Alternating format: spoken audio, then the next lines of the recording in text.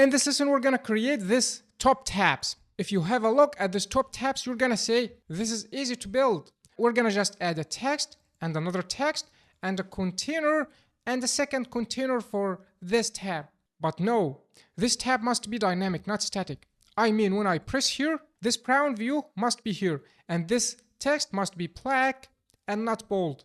And also, we want to make our top tabs accept more than two. For example, what if you want to add a third tab or fourth tab? So, in this lesson, we're gonna build these top tabs in a dynamic way, not static way. So, we're gonna first just build the container of it. So, let's go to our code and go to our folders.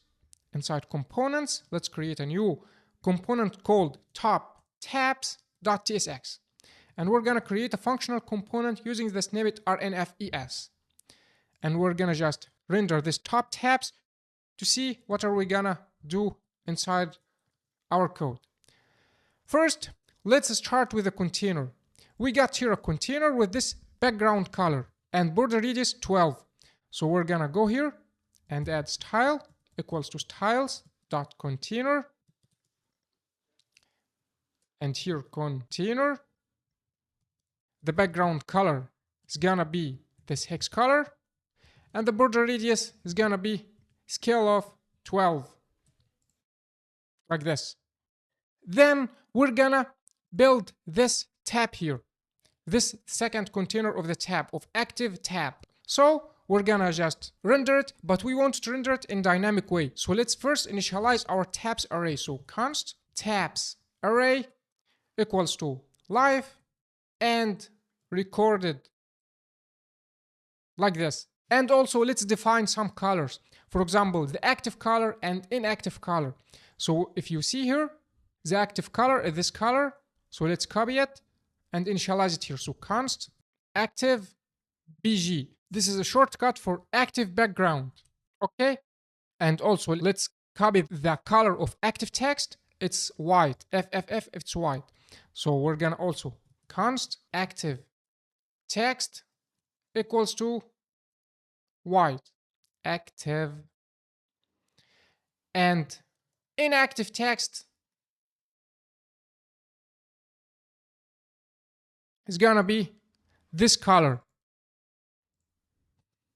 So we got here active background, active text, inactive text. And we got no inactive background because the inactive background is the color the same as the container of the view. Okay.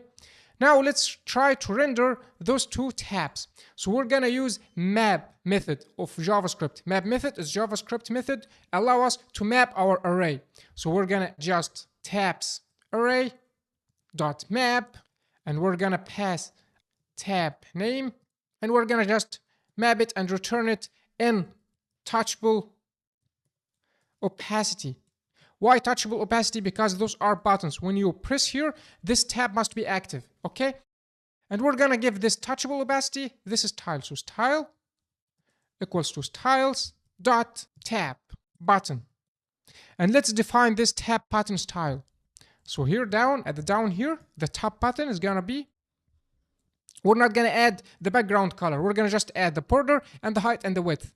So the border is 8 and the height is 32. And we're not gonna pass a width because we want to make it to fill all the width. Okay, so now we're gonna go back and make it the height is vertical scale 32. And we're gonna make flex of 1 because we want to make it flexible. So if we got 2 tabs, each tab will take the half. If we got 3 tabs, each tab will get the third. Okay, so we're gonna give each tab flex of 1. And border radius, we've said it's 8. And finally, let's justify content and align items to be in the center, because we want to make the text inside the tab in the center, vertically and horizontally. Now let's press save and see. We didn't get anything yet. Did we render it? Yes, we rendered it because we didn't return anything inside this touchable opacity. So it's time to return our text. And we're gonna pass inside this text the tab name. This tab name refers to each element inside our array. So it will refer to live and recorded. Now let's format our code. and press save. Now let's give our container height and width. So here in our container, let's just go back here. We got here the height is 40 and the width is the all screen width. So the height as vertical scale 48 and the width is 100%, or no need to add it. But we need to add village direction is row to make it in the row values like this. And let's center the item. So align items, center, to center our two tabs like this. And finally, let's add some padding. So if you notice here, we got here padding of 4. So we're gonna just add padding.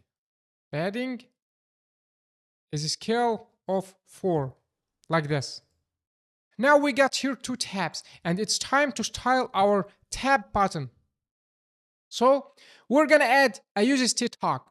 We are using use state hook to update the state inside our React component. So we want to make a use state hook with the state value of a string. When it's live, this tab is gonna be active, and when it's recorded, this tab is gonna be active. So we're gonna use state hook. So const active tab and set active tab equals to use state, and the active tab we're gonna start with the live one. Now let's add some styling to our tab button. So we're gonna make it array of styles, and we're gonna add this style here. If active tab equals tab name, we're gonna add this style. Background color is gonna be active BG, like this. So here we can see when our active tab equals to our tab name, we're gonna add this style here, this brown background. And the active tab now is live, and active tab is equal tab name is equal the live. So the live now is active and has the brown background. If we make this live recorded like this, the recorded one is gonna be the selected one with the brown background. Now let's style also the text. And for the text, we're gonna add those two styles. We're gonna add style equals to if active tab equals tab name, we're gonna add styles dot active text. Else we're gonna add styles dot inactive text, and we're gonna initialize those down here, active text and inactive text. This here, inactive text.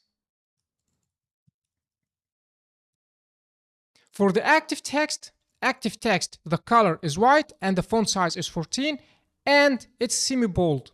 So color is white, font size is gonna be scale of 14, and font weight is gonna be semi-bold. Here's for active text. And for inactive text, it's gonna be font size 14, and this is the color.